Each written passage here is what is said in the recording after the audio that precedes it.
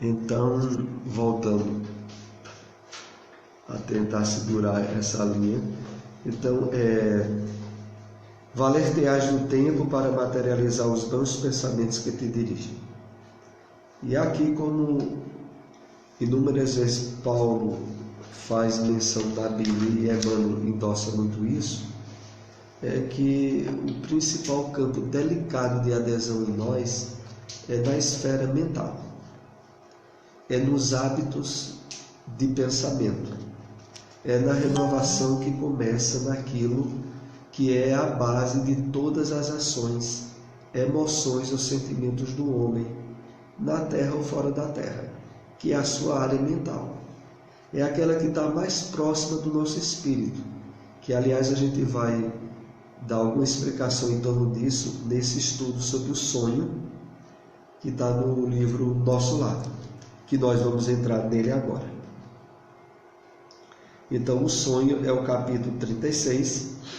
Eu escolhi poucas passagens, já prevendo que o nosso tempo desse estudo é de 30 minutos, né? Recolhido ao quarto confortável e espaçoso, orei ao Senhor da vida, agradecendo-lhe a bênção de ter sido útil, a proveitosa fádega dos que cumprem dever, não me deu ensejo a qualquer vigília desagradável. Vamos entender a particularidade desse parágrafo e irmos abordando a questão do sonho, né? André Luiz, no dia e noite anterior, houvera se entregado ao trabalho nas câmaras de retificação, ajudando muitos espíritos doentes. E tinha sido a primeira vez que ele tinha aproveitado uma oportunidade e aproveitou ela bem em estar ajudando os espíritos que estavam com muitos problemas.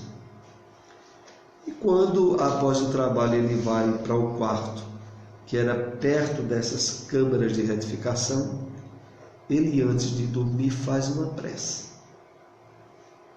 agradecendo a bênção de ter sido útil. E aqui é o ponto que serve de lição primeira para o aproveitamento dessa lição. Veja, André Luiz, quando for dormir, nós iremos ver isso nos próximos slides, ele vai ter um desdobramento e vai encontrar-se com a mãe dele. Qual foi a base de ele ter podido usufruir isso que para ele foi uma experiência felicitadora? A base foi ele ter tido todo um dia, de dia e noite, de envolvimento no trabalho, no bem, e ainda ter encerrado esse dia através de uma oração. Então ele foi dormir com todas as possibilidades em termos de trabalho íntimo para o aproveitamento das horas do repouso da forma mais exitosa e feliz para ele. É aquilo que muitas vezes a gente tem a recomendação do movimento espírita, né? De a gente só dormir após ter um momento de meditação, de prece, de elevar o pensamento a Deus, de ter certeza de que através dessa nossa atitude nós elevamos o nosso campo magnético vibratório. Porque, veja, isso é uma coisa literal e material. É a seguinte: o pensamento é energia irradiante. Isso não é regra de moral, é regra física. Quando a gente pensa, a gente irradia vibrações, energias através do pensamento. E se a vibração nossa, através do pensamento, estiver estabelecida em linhas de prece, de conceitos elevados, dos ensinamentos do Evangelho do Cristo, da bondade e do amor ao próximo, a gente emana vibrações numa frequência elevada. É essa frequência elevada que interage mais facilmente com os espíritos do bem. As frequências que prendem a gente aos interesses materiais, aos vícios e à terra, são as frequências baixas.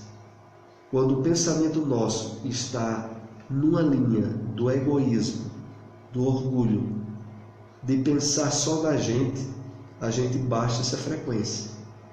E aí, se estiver próximo da hora do repouso físico, o nosso espírito vai para as baixas frequências, vai para os interesses materiais, vai interagir com espíritos inferiores, vai muitas vezes abrir portas para lugares onde o vício ou desequilíbrios que nos prende mais atenção, a gente se sinta vinculado. Isso é lei. Não tem para onde. Isso acontece naturalmente. Por isso, a gente recebe muito estímulo no cuidado, no uso da prece, nos momentos que antecedem o repouso físico. O sonho não era propriamente qual se verifica na Terra. Eu sabia perfeitamente que deixaram o veículo inferior do apartamento das câmaras de retificação do nosso lado. E tinha absoluta consciência daquela movimentação em plano diverso.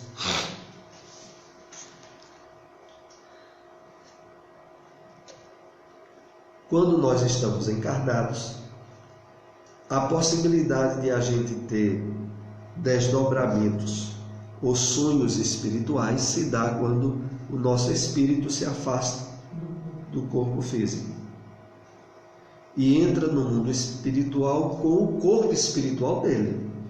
Porque o corpo espiritual nosso acompanha o nosso espírito. Ele não fica preso no corpo físico, ele vai conosco. E a gente pode se distanciar relativamente. Foi por isso que teve aquele sonho, quando Chico foi levado por André Luiz para visitar nosso lar, depois que o livro foi publicado. Que André Luiz tinha outros livros para publicar, mas houve uma série de espíritas que duvidaram dos relatos de Chico, foram lá em Pedro Leopoldo, questionaram ele, achava que o conteúdo do livro tinha exagerado, que ali deveria ter coisas da cabeça de Chico, e não que fosse o mundo espiritual exatamente como era retratado, parte dele em nosso lar. E Chico se incomodou com aquilo. Mas de noite, André Luiz vai lá e vai, junto com Emmanuel, levar Chico para recordar um pouco lá como era nosso lar. E quando Chico vai lá para nosso lar, ele se distancia do corpo físico. Mas tem o cordão de prata, o cordão que nos liga o corpo espiritual, liga o nosso espírito ao corpo físico. Na medida que Chico se distancia muito, esse cordão vai ficando fraco. E quando ele estava em nosso lar visitando os ministérios, e tem um momento que Chico faz menção de querer visitar o movimento, o Ministério da Consciência Divina, me parece que é esse o nome, era um dos ministérios mais elevados. E aí ele recebe uma advertência de que ele não poderia ir lá, porque se ele entrasse lá, ele desencarnaria. Ele teria um afastamento tal do corpo físico que depois não teria condições de voltar. Então, o que é que houve agora, voltando a esse texto do capítulo 36 do sonho? André Luiz não tem mais um corpo físico. É espírito e tem um corpo espiritual. Mas aí ele vai dormir e se desdobra, quer dizer, o espírito dele saiu e saiu sem uma forma. E aí a gente tem uma noção de um outro corpo. Porque para os conceitos espiritualistas orientais, nós temos no mínimo uns 5 corpos. Nesses conceitos é assim, a gente tem corpo físico, corpo etéreo, corpo emocional, corpo mental, corpo espiritual. pelo menos 5 corpos, mínimo. O que é que ocorre aí? André Luiz deixa o corpo espiritual e o espírito dele vai com o corpo mental. Por isso ele tinha a compreensão, ele encontra a mãe dele. Então há corpos sutis fora o corpo espiritual. As obras espíritas não se aprofundam nisso, mas o fato dele poder dormir e se desdobrar, porque aí já teria outro corpo sutil, seja qual for o nome que se dê, não era mais o corpo espiritual, era outro corpo sutil dele para ele se desdobrar. Porque quando ele se desdobrou, houve o seguinte: ele entrou numa esfera espiritual que normalmente ele não tinha acesso, que era a esfera espiritual onde a mãe dele estava. Então ele é como, por exemplo, a gente está aqui, vai dormir e entra no plano espiritual, desdobrado. Normalmente a gente não entra no plano espiritual, não ser desencarnado, ou desdobrado ou no fenômeno mediúnico. Mas aí André Luiz entra, ele vai dormir, adormece, não poderíamos dizer nem fisicamente, adormece fluidicamente e vai se encontrar com a mãe dele. E aí diz: o sonho não era propriamente como se verifica na Terra, era uma coisa bem mais sutil. Eu sabia perfeitamente que deixaram o veículo inferior. Eles chamam de veículo inferior o corpo espiritual. Se fosse agente inferior, era o corpo físico. No apartamento das câmaras de retificação. E tinha absoluta consciência daquela movimentação em plano diverso.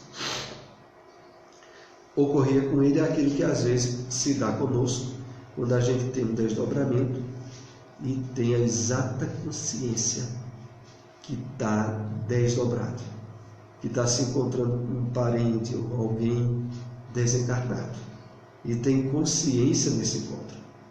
Era como ele estava, a consciência dessa movimentação em plano diverso.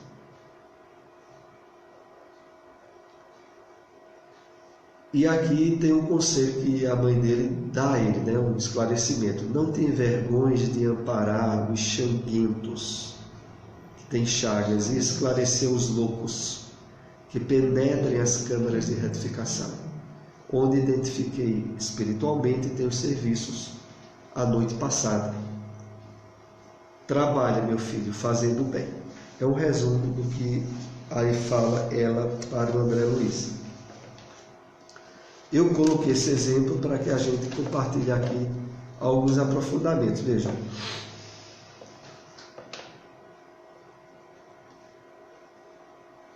Amparar os chaguintos ou as pessoas muito doentes, esclarecer os loucos, que penetrem as câmaras de retificação, onde identifiquei espiritualmente teus serviços a noite passada. Eu me lembrei aqui quando houve a conversão de Eurípides Barçanufo ao Espiritismo, que foi quando ele participou de uma reunião mediúnica na Fazenda Santa Maria, com o tio Mariano, que já leu um pouco a biografia de Eurípides, se lembra? E naquela reunião mediúnica se manifesta o espírito de João Evangelista, que vai explicar a Eurípides as bem-aventuranças, né? Que foi o que ele havia dito por pensamento, que se era verdade a mediunidade que estava havendo ali, ele queria ouvir através de Aristides, que era um médium analfabeto, a explicação das bem-aventuranças. E aí Aristides entra em transe e o espírito de João Evangelista dá uma explicação das mais profundas que ele poderia ouvir sobre o Sermão da Montanha. Porque o Sermão da Montanha, não pense muita gente que é fácil de explicar, não, viu? Inclusive, a boa parte dos capítulos do Evangelho segundo o Espiritismo é bem-aventuranças, né? Mas entre aquelas, tem um capítulo do Evangelho segundo o Espiritismo chamado Estranha Moral, que faz parte das bem-aventuranças.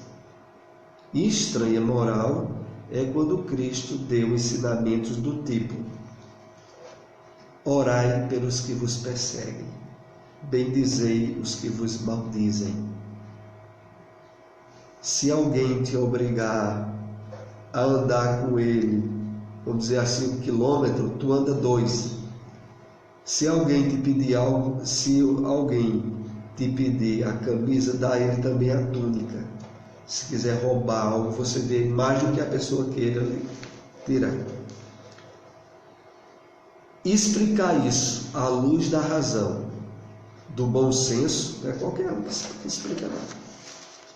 Tem que conhecer o Espiritismo para explicar. Porque para a maioria dos cristãos que não conhecem o Espiritismo, essa parte do Sermão do Monte não há entendimento lógico. Porque Jesus teria passado esses ensinos. A gente entende por quê. Mas aí eu me referi mais ao seguinte fato: é que quando ele sai da reunião, no outro dia ele resolve dormir na fazenda Santa Maria. A reunião médica terminou tarde, a fazenda era meio longe de Sacramento, ele resolve dormir lá em Santa Maria. E no outro dia cedinho ele vai voltar com o tio Mariano, e quando vai passando numa área de sítios, de matos, que era o que tinha muito na época, ele intuitivamente pergunta a Mariano se ele sabia de como estava Carlos, que era um leproso que vivia naquela zona rural e que morava em um sítio lá para dentro do mato, porque naquela época quem tinha lepra vivia isolado, e era um leproso que vivia de esmolas e de ajuda. E aí o tio Mariano diz, olha, deve estar aí no sítio. Como eles tinham saído muito cedo de manhãzinha, e o tio Mariano disse, deixa, depois você quiser, a gente vai lá. E aí Eurípides diz, não, a gente tem que ir lá agora. E quando chegam lá, fazia o quê? 10 dias ou mais que esse leproso não comia, estava numa situação de miséria absoluta. Eles levam comida e Eurípides aplica um passe e é dito como a primeira cura que ele realizou, que aquele homem ficou bom da lepra. Então, voltando aqui o texto, amparar os chaguentos, esclarecer os loucos que penetrem as câmaras de retificação, onde identifiquei espiritualmente teus serviços a noite passada. Trabalha, meu filho, fazendo o bem. E aqui a gente renova um pouco o conceito que o espírita é para ter do trabalho. Né? Todo trabalho exercido de forma digna, equilibrada, é elemento de promoção e de evolução para o nosso espírito.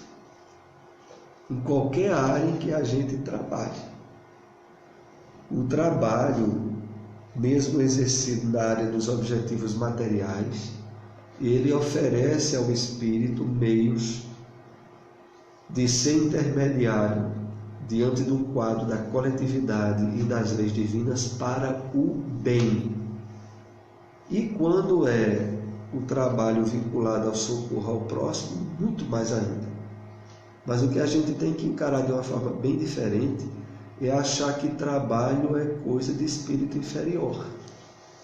Porque trabalho, na verdade, é coisa de espírito que tem consciência de ser instrumento do bem, quando exercido de forma equilibrada. Porque é claro que o trabalho que a gente faz, reclamando, achando ruim, ou porque é a pulso, ou desejando muito ganhar uma loto ou uma loteria para nunca mais ter que trabalhar, esse trabalho é uma desgraça. Aí tem que colocar os pontos nos is. Vamos ver aqui ainda mais no slide. Em todas as nossas colônias espirituais, como nas esferas do globo, vivem almas inquietas, ansiosas de novidades e distração. Sempre que possas, porém, ouvida o entretenimento e busca o serviço útil. Posso ver em espírito teus esforços em nosso lar e seguir as mágoas de teu pai nas ondas umbralinas. Comentarmos aqui alguns pontos desse slide. Veja, em todas as colônias espirituais, como nas esferas do globo, como aqui entre a Terra, vivem almas inquietas. A maioria da humanidade são almas inquietas, né? Olha, até o ponto em que a gente trabalha satisfatoriamente a espiritualidade da gente, a gente vive inquieto. Principalmente porque uma coisa é certa, a morte.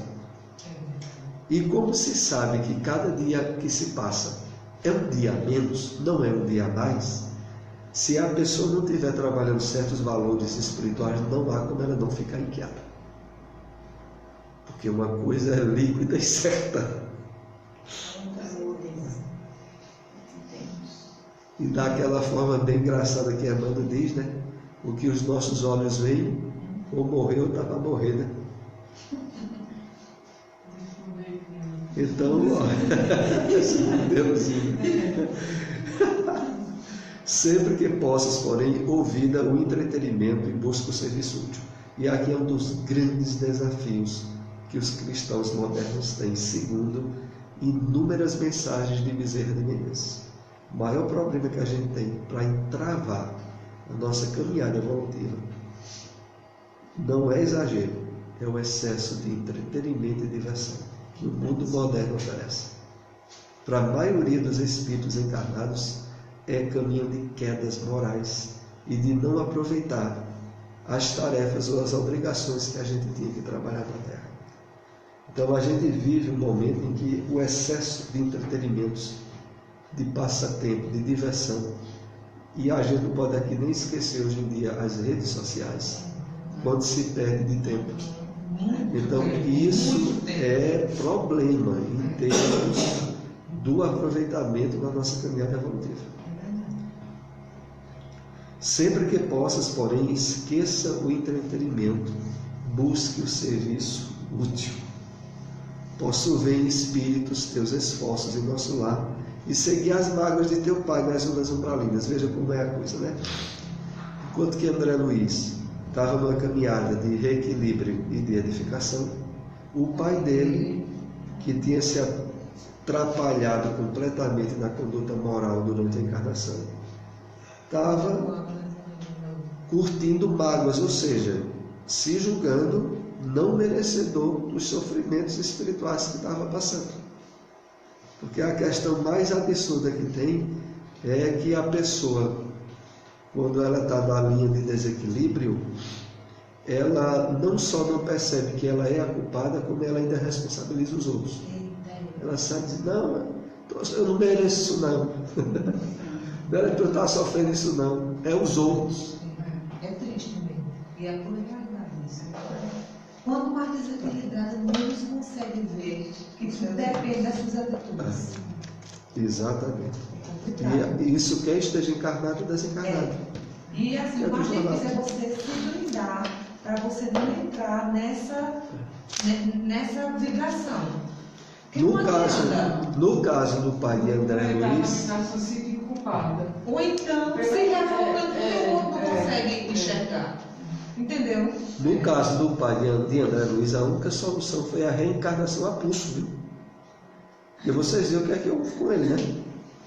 Ele várias vezes foi tentado ser ajudado pela própria esposa a sair dos lugares umbralinos e ele voltava atraído pelo espírito de duas ex-amantes que ele tinha tido durante a encarnação.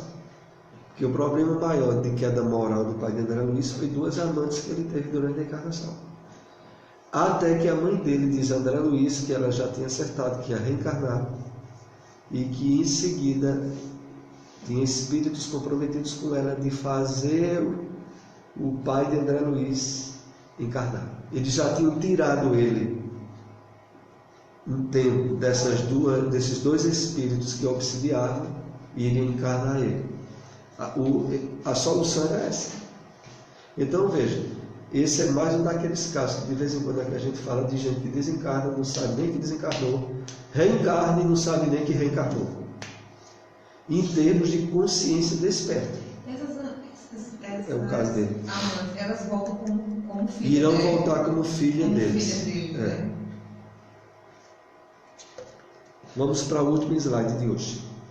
Contamos em nosso centro de estudo com número superior a 300 associados. No entanto, apenas 32 conseguem romper as teias inferiores das mais baixas sensações fisiológicas para assimilarem nossas lições. Eu coloquei esse texto, que é de Missionários da Luz, que é sobre sonhos, e que é sobre... E esse aqui é um fato muito interessante para nós concluirmos aqui as nossas observações. Vejam, em Missionários da Luz, capítulo 8, fala sobre uma série de atividades que normalmente nós exercemos quando vamos dormir e não nos lembramos quando acordamos. E atividades essas, aonde os espíritos do bem ministram cursos. Há esclarecimentos sobre provações e dificuldades que a gente está passando e que a gente pode guardar relativa lembrança ou não disso. Aqui é dito que Alexandre tinha um centro de estudos no plano espiritual perto da Terra, onde tinha mais de 300 associados encarnados. 300 pessoas que desdobravam quando ia dormir se encontravam nesse centro de estudo. Só que, no entanto, apenas 32 dos 300 conseguem romper as teias inferiores das mais baixas sensações fisiológicas para assimilarem nossas lições. Ou seja, 32 é que, por esforço próprio, conseguiam, devido aos ideais e às atividades que já exerciam em torno do bem, ao dormirem, desprenderem-se de objetivos materiais, assimilarem e reterem mais as lições que recebiam durante as aulas desdobrados. Tem o último slide ainda aqui. Em despertando da crosta, os aprendizes experimentam alívio, repouso e esperança a par da aquisição de novos valores educativos. É certo que não podem reviver os pormenores, os pormenores, mas guardarão a essência, sentindo-se revigorados. Então, o que é mais importante aqui, que eu acho o seguinte, é que nós mesmos, às vezes, podemos participar de grupos de estudo e não ter a menor lembrança. Mas, veja o que é que ocorre. A gente acorda com a sensação de alívio, de esperança, uma sensação boa e agradável, sem precisar o que é que houve durante a noite. E normalmente isso é um reflexo de um bom aproveitamento do desdobramento. E no final aqui dito, é certo que não podem reviver os pormenores, mas guardarão a essência, sentindo-se revigorados. Então isso faculta com que muitas vezes um problema difícil que a gente estava passando, durante o dia, nos vem a solução que a gente nunca tinha imaginado. Só que essa solução veio da noite anterior e ficou a semente que durante o dia, enfrentando situações que eram ligadas à questão, a gente tem a solução ideal. Então vejam, isso é como muitos espíritos participam dessas reuniões à noite. E, na verdade, quanto mais a gente estiver assimilando conteúdos e valores espirituais e esforço de vivência, mais facilmente a gente vai reter a lembrança de certos detalhes quando acorda. Vamos para a prece, né? Chegando os momentos finais do nosso estudo, né?